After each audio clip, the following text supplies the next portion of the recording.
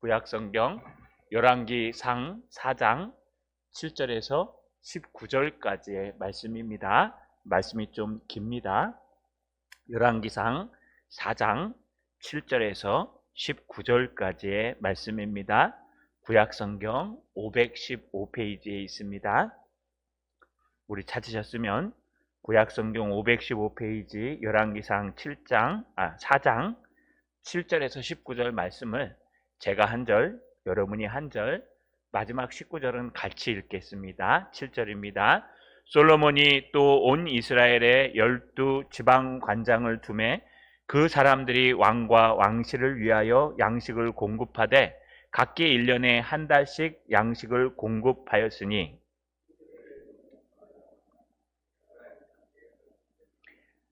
마가스와 사알빔과 벳세메스와 엘론 벳 하나네는 벤 데게리오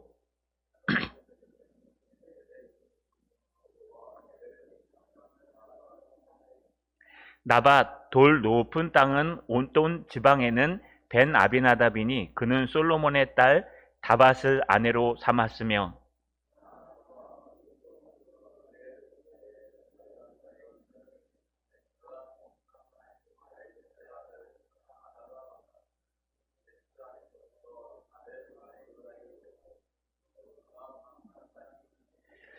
길르앗 라몬에는 벤 게벨이니 그는 길르앗에 있는 므낫세의 아들 야일의 모든 마을을 주관하였고 또 바산 아르곱 땅의 성벽과 높이장에 있는 60개의 큰 성읍을 주관하였으며 납달리에는 아히마아스니 그는 솔로몬의 딸 바스맛을 아내로 삼았으며 이사갈에는 바루아의 아들 여호사밧이요 같이 읽겠습니다. 아모리 사람의 왕 시온과 바산 왕 옥의 나라 길르앗 땅에는 우리의 아들 게벨이니 그 땅에서는 그 한 사람만 지방 관장이 되었더라. 아멘. 교회 소식은 주보 맨 뒷면을 참조해 주시고 가정에서 온라인으로 들으시는 분들은 교회 홈페이지 공지사항을 참조해 주시길 바랍니다. 이번 주에는 우리 성찬 예식이 있습니다. 마음으로 또 은혜로 준비해 주시기를 부탁드립니다. 학습 세례 입교 문답식이 주일 오전 10시에 있습니다. 기억하시고 기도해 주시고 함께 해 주시기를 부탁드립니다. 추계 내신방이 진행 중입니다. 함께 하셔서 은혜 나누시고 질문사항 있으면 우리 목자들에게 꼭 질문해 주시기 바랍니다.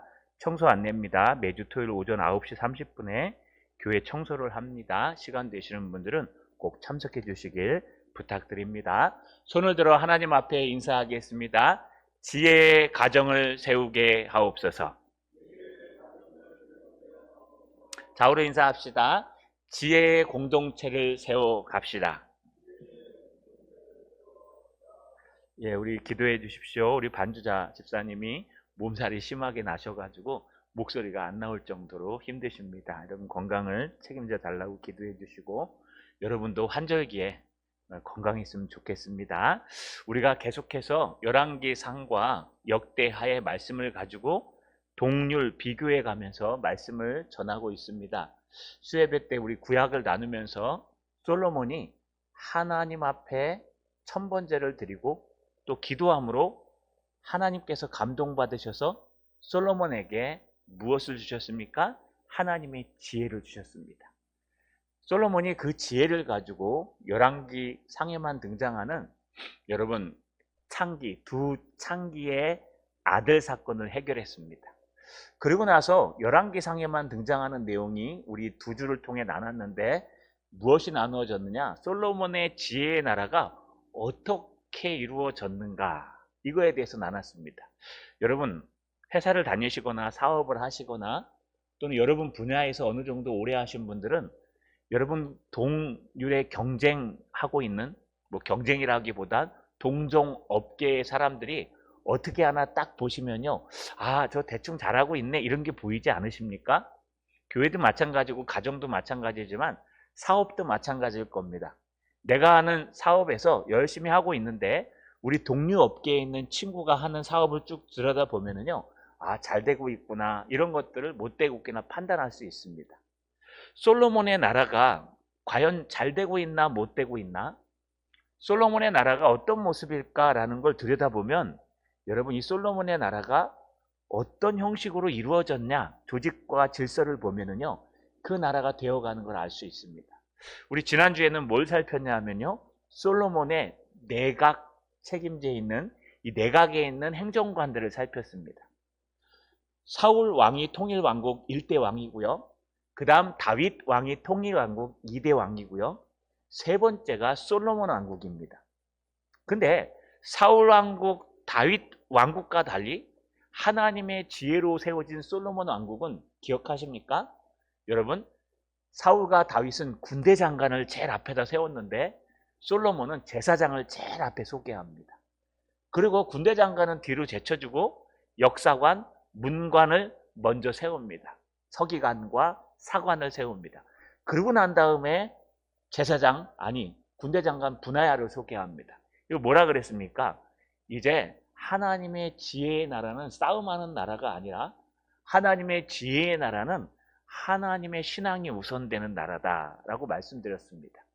그러면서 오늘 넘어와서요, 이제 솔로몬의 나라가 하나님의 지혜로 세워진 공동체가 어떤 조직을 갖고 있는지에 대해서 쭉 설명합니다. 오늘 설교가요, 굉장히 어렵습니다. 이 설교자들이 가장 어려워하는 설교 중에 하나가 족보고요. 그 다음에 하나가 이렇게 나열되어 있는 여러분 행정 관리 이런 거, 또 구역 이런 설교하려면요, 하나하나 파고들면 재밌을 수 있지만 정말 힘들고 어렵습니다. 감안해서 우리 잘 들어주시길 부탁드립니다. 따라 읽겠습니다. 나라를 12 행정구역으로 나누었다. 한 번 더요. 나라를 12 행정구역으로 나누었다. 지도가 잘 보이진 않으실 겁니다. 안 보여도 상관은 없습니다. 여러분 보시는 왼쪽에는요, 요단강 건너편이고 오른쪽에는 요단 동편 건너기 전 땅입니다. 그래서 12개의 행정구역으로 탁 나누어 갖고요, 다스리는 모습을 잘 볼 수가 있습니다. 오늘 7절에 보니까 이렇게 시작합니다. 솔로몬이 또 온 이스라엘의 12 지방 관장을 두매 그 사람들이 왕과 왕실을 위하여 양식을 공급하되 각기 1년에 한 달씩 양식을 공급하였으니 하고, 제가 가로 열고 S 하면은 중간에 원문에는 이렇게 문단을 탁 띄는 데가 있는데 거기입니다. 이게 하나의 문단입니다. 여러분 7절에 어떤 내용을 담고 있을까요? 솔로몬이 하나님의 지혜로 나라를 다스리는데 나라를 갖다 12 지방 관장을 세워서 나라를 다스렸다고 합니다. 그 왜 12일까요, 여러분? 12 지파에 관한 이야기를 아시죠? 동편에는 르벤, 갓, 므낫세 반지파, 나머지 9 지파 반은 이쪽 서쪽에 와서 지파를 나누죠. 12 지방 관장을 나누었다는 건 여러분 앞에 있었던 12 지파를 가지고 하나님이 나누셨던 그 모습을 솔로몬이 그대로 갖고 와서 나눴다는 뜻입니다. 여러분 우리가 확실히 파악할 수는 없지만 앞에 보시면 이게 12개인데요. 실제로 그때 12지파와 똑같지는 않습니다. 많이 다릅니다. 그리고 특징이요, 많이 가나안 땅 밑으로 블레셋 쪽으로 많이 내려갔고요, 또 동편으로 길르앗 땅으로 너무 많이 갔습니다. 그만큼 땅이 엄청 넓다는 거예요. 이게 위룸은 달부터 밑으로 부엘세바까지 솔로몬은 오늘날 우리나라로 얘기하면 역사 가운데 광개토 대왕. 여러분 광개토 대왕 때 우리 지금의 만리장성 거기까지 우리 땅이었잖아요. 여러분 그때 광개토 대왕 때 그렇게 큰 땅이었던 거 똑같이 이스라엘은요 솔로몬 왕 때 가장 땅이 넓었습니다. 이게 이스라엘이 가장 넓었던 땅이에요. 지금이랑은 다르지만 중요한 것은 이렇게 솔로몬이요 하나님의 지혜를 받아서 하나님의 12지파를 나눈 것처럼 솔로몬도 똑같이 말씀대로 12지파로 딱 나눕니다. 영향이 전혀 없었을까요? 뒤에 보시면 알겠지만 그 나누는 구획이나 또 우두머리를 세운 걸 보면은요, 이 12지파가 거의 이 12 행정지역이 12지파와 거의 유사합니다. 비슷비슷합니다. 더 넓습니다. 그렇기 때문에 솔로몬은요, 하나님의 지혜를 받아서 하나님의 공동체를 분할하고 나눌 때도 하나님의 신앙으로 나누었다는 걸 우리가 잘 알 수 있습니다. 또 두 번째는 뭐냐 하면요, 신앙으로 나눌 뿐만 아니라 두 번째는 그 사람들이 왕과 왕실을 위하여 양식을 공급하는데 각기 1년에 한 달씩 양식을 공급하였다. 히브리어는요, 그냥 간단하게 쓸 수도 있고요, 복잡하게 쓸 수도 있고요. 우리나라는 뭔가를 강조하려면 야, 줬대, 많이 줬대, 확실히 줬대, 시게 줬대, 빡시게 줬대, 막 무사어가 많이 붙잖아요. 히브리어는 그렇게 강조하지 않습니다. 똑같은 단어를 두 번 강조하면 인간으로서 최고의 행동입니다. 여기 두 번 반복합니다. 공급하다를 한 번 써도 괜찮은데 두 번이나 씁니다. 이 쿨이란 단어인데 이 쿨을 변형해 갖고 두 번이나 공급합니다. 이 뜻은 뭐냐? 왕실을 향해서 확실하게 공급했다. 왕과 왕실이 먹고 사는 모든 문제에 대해서 개혁 한글에서는, 한글 개혁판에서는 이 양식을 식물이라고 번역합니다. 그런데 원래 식물보다는 양식이 맞습니다. 그래서 개혁 개정판으로 넘어오면서 왕과 왕실을 위하여 양식을 공급하되 한 달씩 공급하였더라. 쿨 반복하면서 확실하게 공급했다라는 걸 강조하고 있습니다. 한글로 보면 잘 모르시겠지만 이게 무슨 뜻일까요, 여러분? 지방에서요, 이 중앙에 있는 왕과 그 왕실에 돌아가는 모든 양식과 필요한 물질들을 다 공급해 줬다는 겁니다. 먹고 살 거, 쓸 거 다 왕이 쓸 수 있도록 이 12지방 관장들이 돌아가면서 한 달씩 자기의 특산물이랑 자기의 모든 세금을 바쳐갖고 다 공급해 주었다는 겁니다. 이게 어떤 의미를 가질까요? 이게 여러분 어떻게 보면은 이 솔로몬 고대 당시의 나라에서 중앙 집권제가 이렇게 확실하게 이루어진 나라는 별로 없습니다. 다 지방 분권입니다. 대표적인 게 이스라엘 밑에 있는 블레셋이라는 나라 있죠. 골리앗이 나왔던 블레셋. 이 블레셋은 5개 도시가 모여가지고 하나의 나라가 된 겁니다. 이거 폴리스라고 얘기를 해요. 여러분 뭐 아실까 모르겠지만 철학자 플라톤이나 소크라테스가 국가론에 대해서 쓰고 마키아벨리가 국가론, 군주론 막 쓰거든요. 그렇게 국가라는 단어를 쓰는데 국가가 우리나라처럼 네이션, 이런 대한민국 국가가 아닙니다. 이 당시의 국가는요, 대부분 다 폴리스, 소형 도시를 국가예요. 도시. 성으로 삥 둘러싸인 게 하나의 지방자치고 요게 도시입니다. 그렇기 때문에 이스라엘 나라도요, 원래 중앙집권보다는 도시국가일 가망성이 많습니다. 블레셋처럼. 그런데 솔로몬 시대에 와가지고, 물론 다윗 시대의 중앙집권으로 바뀌었지만 솔로몬 시대에 와가지고 이 12지파가 철저하게 중앙을 중심으로 해서 질서 있게 책임지고 함께 갔다는 뜻입니다. 굉장히 질서정연한 나라였다는 뜻이에요. 그러면 이렇게 생각할 수도 있지 않습니까? 이거 폭군 아닌가?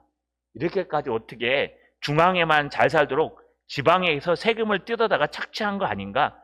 이제 뒤에서 살펴볼 겁니다. 20절에 보시면, 4장 20절에 보시면요, 이스라엘 모든 백성이 먹고 마시며 즐거워했다라고 기록합니다.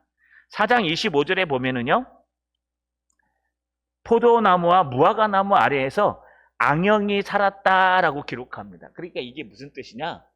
중앙만 잘 먹고 잘 살고 밑에 사람 세금 걷어서 살았다는 뜻이 아니라 밑에 사람들도, 저 지방에 있는 구석구석 모든 사람들이 형통하게 잘 되어서 포도나무 밑에서 즐겁고 안연하게 살 수 있었다. 잘 먹고 잘 살았다 라고 기록하는 겁니다. 이렇게 여러분, 하나님의 지혜로 세워진 나라는 질서정연하고 그 질서를 통해서 풍요로운 나라가 된다는 겁니다. 이게 하나님의 지혜로 세워진 나라입니다.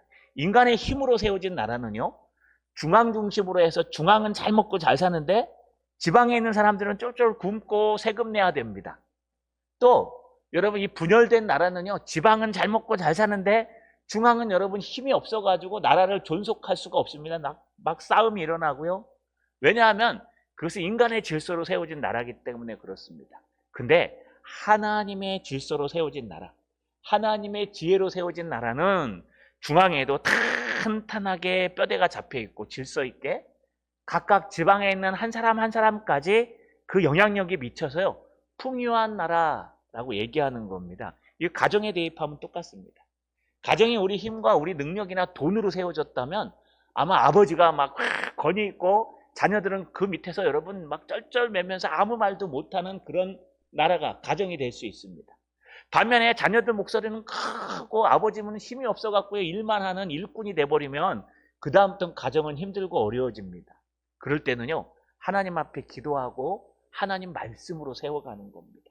그러면 아버지의 가장의 권위, 물론 하나님이 가장이시지만 그 권위도 살아나고 또 자녀들도 아버지를 존경하고 모두가 하나 되는 그런 공동체가 된다는 겁니다. 교회도 마찬가지고 회사도 마찬가지입니다. 여러분, 여러분의 가정을, 여러분의 교회를, 여러분의 공동체를 하나님의 지혜로 세우셔서 모두가 풍요로운 분들 되시기를 주님의 이름으로 축원합니다. 따라 읽겠습니다. 행정관리들의 신앙과 질서를 보았다. 다시 한번요. 행정관리들의 신앙과 질서를 보았다. 여러분 위에 약간 잘렸는데 처음부터 12지파 쭉 내려온 겁니다. 앞에 이름은요. 그 행정지역의 관리자고요. 뒤에 이름은요. 그 행정구역이 어떤 구역을 포함하고 있는가에 대해서 쭉 나열한 겁니다. 지금은 사람이 중요해서 이 나열만 했습니다. 다음 페이지에 가면 지도가 나옵니다. 여러분 사람이 왜 중요하냐? 12명이 쭉 서 있습니다. 12명이 앞에 쭉 기록되어 있는데 이 기록을 보시면요. 특징이 있습니다. 첫 번째 특징은 뭐냐 하면요. 여러분 아버지의 신앙과 실력을 인정해 줍니다. 여기 잘 보시면요. 벤이 붙어요. 이게 벤이 히브리어로요. 앞에 붙으면 뭐냐? 누구누구의 아들이라는 뜻이에요. 그래서 8절에 보면 벤훌 그러면 훌의 아들. 9절에 벤 데겔 그러면 데겔의 아들. 벤 헤세 10절에 헤세의 헤셋의 아들. 11절에 벤 아비나답 그러면 아비나답의 아들. 벤 게벨 13절에 게벨의 아들. 지금 하나, 둘, 셋, 넷, 5명이나 12명 중에 5명이나 벤이라는 단어가 붙어요. 근데 본인의 이름은 없어요. 아버지의 이름만 있는 거예요. 어떤 신학자가 뭐라 그러냐? 이게 아마 나중에 자료를 규합하는데 고대 자료니까 자료가 유실돼 가지고 이걸 찾지 못해서 아버지 이름을 기록하고 이 사람이 아들인데 누군지 정확하게 몰라. 이렇게 기록했을 것이다. 라고 하는 신학자들이 있습니다. 그러면 여러분 뒤에도 다 벤이라고 붙여야죠? 그렇진 않습니다. 그것보다는 이 아들의 신앙보다 더 위대한 게 아버지의 신앙이기 때문에 지금이야 여러분 아들이 중요하지 않습니까? 아버지 그늘 밑에서 사는 게 뭐가 중요합니까? 아들이 중요하지. 근데 이때만 해도요. 사람을 나눌 때 이스라엘 백성들은 성이 없기 때문에 성을 붙일 때 뭘 붙인다 그랬죠? 앞에 지역 이름이나 위대한 조상이나 아버지 이름을 붙여요. 그래서 다윗을 옛날에 뭐라고 불렀냐면 이새의 아들 다윗. 왜냐하면 다윗보다 이새가 더 유명하기 때문에 이새의 아들 그러면 걔 그 8명 중에 망둥이 걔 이렇게 알아본다는 거예요. 그냥 다윗 하면 누군지 몰라요. 너무 많으니까 다윗이. 나사렛 예수잖아요. 예슈아라 그러는데 히브리어로는 예슈아가 그 당시에 엄청 많았어요. 전국에. 그러니까 정말 예수 중에 우리가 말하는 예수는 누구라? 저 시골 촌동네 몇백 명 모여 사는 그 촌동네 나사렛이라는 동네에서 난 예수. 그래서 나사렛 예수예요. 이거를 현대어로 번역하면 나사렛 촌사람 예수예요. 촌사람. 촌에는 이름이 별로 안 겹치지 않습니까? 요리해갖고 우리 구암 일동만 해갖고 딱 자르면요. 구암 일동에 김유선 별로 없거든요. 저는 잘 모르지만 이렇게 딱 자르면 짧아요. 그런데 이걸 갖다 옆으로 쫙 늘리면은요. 여러분 제 이름이랑 비슷한 사람 많이 나와요. 가끔 한 번씩 인터넷에 제 이름을 쳐봅니다. 여자 연예인이 더 유명하더라고요. 그 다음에 탁구 선수. 이렇게 막 나와요. 자기 이름 인터넷에 한 번씩 쳐보시죠. 이렇게 탁 치면은 뭐 나오나? 그러면 우리 이름은 절대 안 나오고요. 이상한 사람들 많이 나옵니다. 이게 뭐냐면 이름이 막 반복되는 거예요. 근데 우리는 성이라도 있으니까 동명이인을 인정하는데 이스라엘 사람들은요, 성이 없어요. 그러니까 두 가지를 붙이는데, 하나는 유명한 조상이 있으면 누구누구의 벤, 아들이란 뜻도 되고요. 이거는 자손이란 뜻도 돼요. 그래서 아들 누구, 아니면 동네 이름, 나사렛 예수, 이렇게 이름을 붙인다는 겁니다. 마찬가지입니다. 그렇게 보면 히브리식으로 얘기하면 지금 벤의 훌의 아들 벤인데 누군지 모릅니다. 그런데 아버지 벤의 신앙이 너무 위대하기 때문에 그 훌의 아들 갸말이야, 이렇게 표현하는 겁니다. 데겔이라는 사람도 유명하기 때문에 데겔의 아들 게, 그 다음에 헤셋의 아들 누구, 아비나답은 아시죠? 아비나답의 아들 누구, 게벨의 아들 누구, 이렇게 신앙과 실력이 더 우선되는 질서 있는 나라라는 겁니다. 누구의 뭐 빽이 누구 빽 이런 뜻이 아니고요. 그만큼 아버지와 가문이 훌륭한 곳이었다는 걸 표현하기 위해서 아버지의 신앙을, 그 가정의 신앙을 인정하는 그런 특징을 갖고 있습니다. 두 번째 특징은 뭐냐 하면요, 여러분, 이 지도자 중심의 질서 있는 신앙입니다. 오늘 잘 보시면요, 지금 이게 뒤에 보면 아까 본 그 그림을 좀 더 자세히 보여드릴 건데요, 지도를 보면 이렇게 예루살렘이 밑에 있고 양 옆으로 쫙 이렇게 돼 있어요. 그런데 이 지도자들을 쭉 보면은요, 면면을 보면 이 이스라엘부터 맨 밑에 있는 예루살렘부터 멀리 있는 저 단지파 꼭대기 있는 그 멀리 있는 사람일수록 여러분, 거리가 멀면 모두 멀다, 마음도 멀다. 그래서 여러분, 아주 멀리서 데이트하는 사람 오래 못 가잖아요. 왜냐하면은 거리가 가까워야 마음도 가깝다. 그래갖고 마음이 가까우면 거리도 가깝다. 그 초월하면 아주 훌륭한 연애고요. 대부분 멀리 떨어져 있으면 여러분 몸이 멀면 마음도 멀다고 금방 그렇게 됩니다. 역사도 똑같아요. 고대에도 여러분 저 변방에는 누굴 보내냐 하면 가장 말 많고 탈 많은 사람 보내는 겁니다. 오지혜 갖고 고생 좀 해라. 그리고 자기 주변에는 아주 신복들만 깔아놓는 겁니다. 그러면 중앙 집권이기 때문에 철저하지 않습니까? 이렇게 가까이 뒀다가 반란 일으키면 끝나잖아요. 이게 인간의 모습입니다. 그런데 솔로몬은 안 그랬어요. 솔로몬을 잘 보면요, 여러 가지 특징 중에 하나가, 여러분, 솔로몬에서 멀리 있는 사람일수록 솔로몬이랑 친하고요. 그 다음에 특징이 하나 있는데 그게 뭐냐, 솔로몬의 사위들을 보냈다는 거예요. 멀리. 오늘 11절에 보면 나밧 돌 높은 땅 온 지방에 저 꼭대기예요. 벤 아비나답이니 그는 솔로몬의 딸 다밧을 아내로 삼았습니다. 여러분, 저 꼭대기에다, 돌이라는 저 꼭대기에다가 여러분 그 지방간장을 보냈는데 그 지방간장을 자기 사위를 보낸 거예요. 거꾸로 됐잖아요. 그죠? 여러분 사위 같으면 어떻게 하시겠습니까? 내 옆에다 두고 싶지 않습니까? 반란을 일으킬 리가 없으니까. 그 사위 정도 되면은 아무래도 딸의 남편인데 자기에게 반란을 일으키겠습니까? 그러니까 바로 옆에, 유대 옆에 있는 거기다 딱 둬야 되는데 저 꼭대기는 멀리 데다 둔다는 거예요. 또 한 사람이 사위로 등장해요. 두 명이나 사위인데 15절에 보면은 납달리에는, 이쪽 서쪽 끝이에요. 납달리에는 아히마아스니 그는 솔로몬의 딸 바스맛을 아내로 삼았으며, 사위가 두 명 들어가는데 이게 다 꼭대기, 이쪽 꼭대기 저쪽 꼭대기가 있어요. 그러니까 이게 무슨 뜻일까요? 여러분, 거꾸로 얘기하면 이렇습니다. 솔로몬이 잘한 것도 있지만 얼마나 이 조직이요, 중앙 집권적으로 서로 신뢰하고 믿을 수 있는가, 얼마나 질서정연한가. 이런 거 없으면 여러분, 사람 못 믿으면 이렇게 배치 못합니다. 사람 못 믿으면 내 옆에는 나랑 가장 친한 사람, 그것도 핏줄이 섞인 사람, 그 다음엔 내 핏줄은 안 섞였어도 인맥이 있는 사람, 그 다음에는 누구 해갖고 저 변방에는요 그냥 쓰잘데없는 사람, 그냥 반란 일으키고 욕해도 괜찮은 사람, 이런 사람들 막 배치해 놓는 거예요. 이게 중앙 집권적 질서예요. 그런데 하나님의 지혜가 들어가니까 서로 존경하고 신뢰하니까 자기 사위를 맨 끝에다 놓고, 여러분, 자기와 관계가 많이 없는 사람도 물론 있었겠지만 가까이에 놓는 아주 질서정연한 신앙의 질서를 따라가는 모습을 볼 수 있습니다.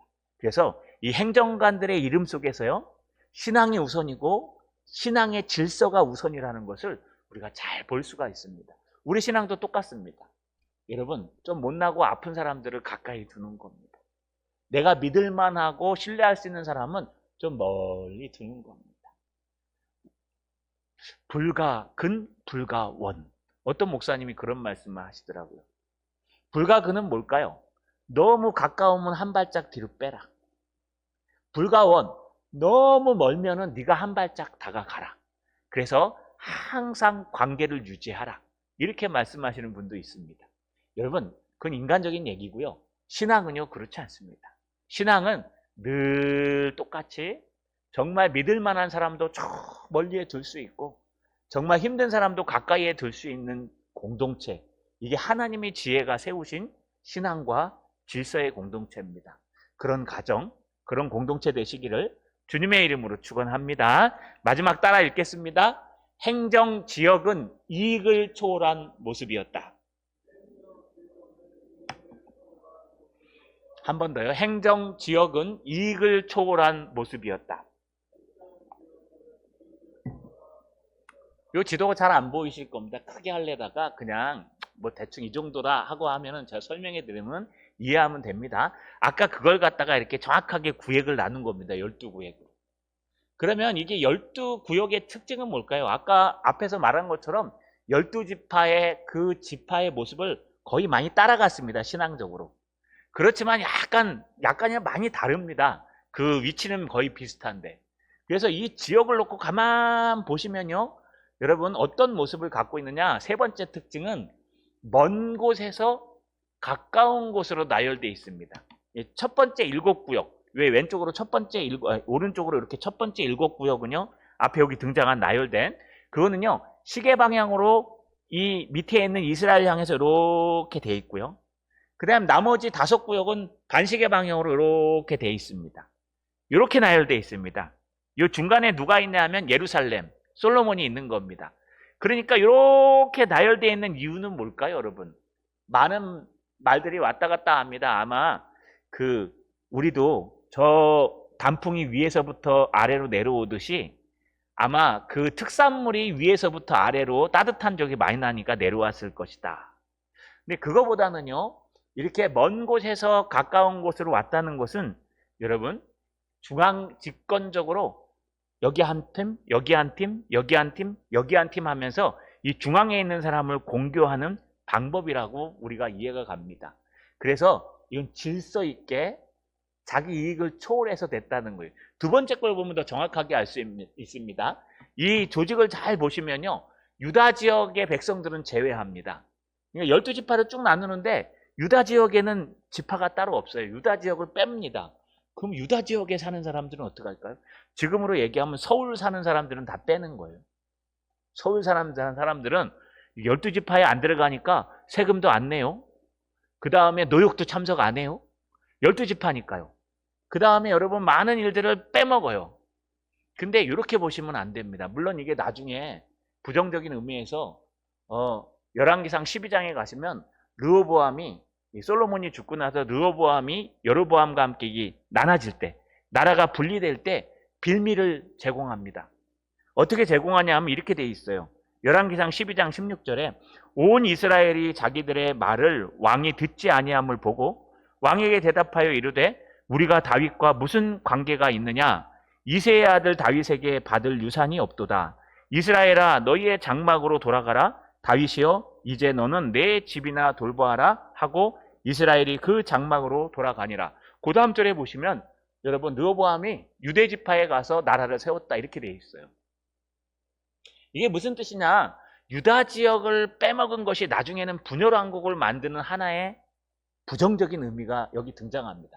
그런데 이 지역에 왜 유다지파를 뺐을까? 왜 서울이 도시인데 서울은 딱 빼버렸을까? 여러분 저기 지방공무원 뽑을 때요. 중앙공무원 뽑지만 지방공무원 뽑을 때 서울 지방공무원 뽑습니다. 우리 창원 지방공무원 뽑듯이 서울 지방공무원이라 그럽니다. 중앙공무원 아니고 전국 공무원도 있지만 지방마다 뽑을 때 서울도 지방이에요. 하나의 지방. 그 똑같이 유다도 하나의 지방이 돼야 되는데 왜 이 지역은 뺐을까요?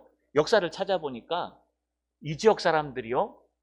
세금을 낼 능력이 안 됩니다. 왜냐하면 수시로 걷어가기 때문에. 유다 지파는 왕의 혈손이라는 이유 때문에요. 돈이 필요하면 그 귀족들이나 많은 사람들이 수시로 돈을 냈대요. 자발적으로.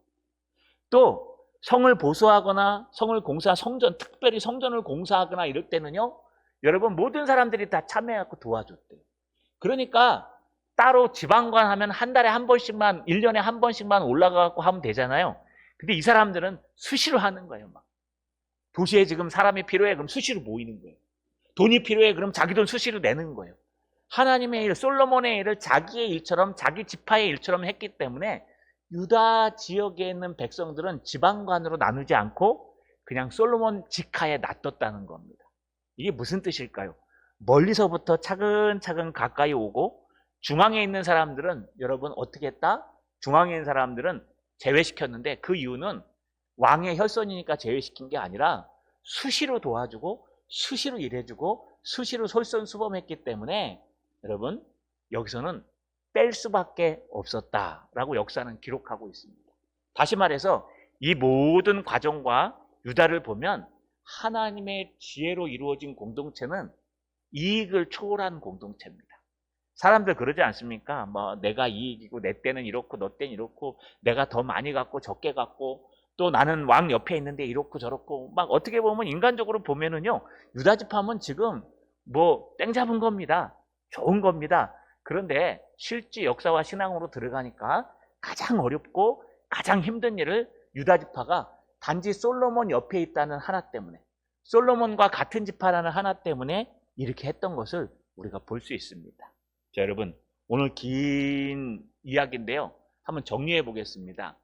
하나님의 지혜가 세운 나라, 사울이나 다윗이 세운 나라와 다르게 하나님의 지혜로 세워진 나라는요 신앙 중심이고 또 질서 있는 나라고 또 앞에 뭐라고 얘기했습니까? 여러분 신앙 중심이고 질서 있는 나라고 이익을 초월하고 맨 앞에 했던 게 뭐였죠? 네. 풍요로운 나라. 신앙 중심, 질서 있고 풍요로운 나라가 하나님의 지혜가 세우신 나라라는 걸 우리는 이 4장 1절부터 19절까지의 말씀을 통해서 알 수 있습니다. 우리 다시 한번 돌아봅시다. 성경을 읽으실 때요 오늘 말씀을 꼭 기억하셔서 아 그래 맞다. 그냥 누가 어느 지역은 누가 다스리고 어느 지역은 누가 다스리고 이렇게 읽지 마시고 그렇구나. 이 벤이란 단어가 아들이란 단어서 모든 걸 떠나서 신앙을 중심으로 세워진 나라구나. 또 모두가 다 풍요로운 나라구나. 이익을 초월한 중앙 집권적인 질서 있는 나라구나. 이런 나라가 하나님이 세우신 나라다. 그러면 우리 가정도 교회 공동체도 사업처도 마찬가지입니다. 하나님이 지혜가 세우면요 이런 나라가 됩니다. 우리 힘으로 지어야 세우려면은 그러지 않겠지만 하나님의 지혜로 말씀으로 성령으로 세워지면은요 바로 하나님이 먼저가 되고 또 모든 이익을 초월해서 질서가 있게 되고 모든 구석구석 사람들이 모두 다 풍요로운 나라가 된다는 거 꼭 기억하시고 하나님의 지혜로 여러분의 가정을 하나님의 지혜로 여러분의 직장을 하나님의 지혜로 교회 공동체를 세워가시는 저 여러분 되시기를 주님의 이름으로 축원합니다. 전능하신 아버지 하나님 고맙고 감사합니다. 솔로몬이 하나님의 지혜로 세운 나라의 모습에 대해서 살펴보았습니다. 하나님의 지혜로 세운 나라는 인간의 지혜로 세운 나라보다 더 신앙적이며 하나님의 지혜로 세운 나라는 더 풍요로우며 하나님의 지혜로 세운 나라는 이익을 초월해서 질서정연하다는 것을 꼭 기억하게 하셔서 우리 가정, 주님의 교회, 일터를 하나님의 지혜로 세우는 참된 성도 목사 될 수 있도록 도와주시옵소서. 예수님의 이름으로 기도하옵나이다. 아멘.